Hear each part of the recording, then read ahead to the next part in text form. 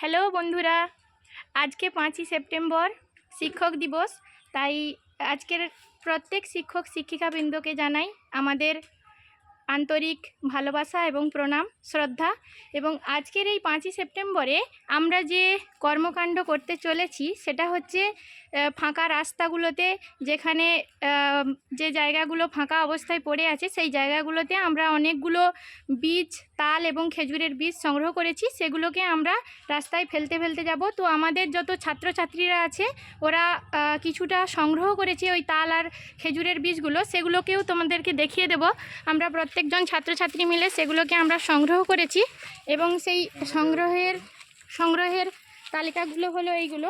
আমরা যেগুলো সংগ্রহ করেছি, তাল এবং খেজুরের বীজগুলো যেগুলো আমরা সংগ্রহ করেছি সেগুলোকে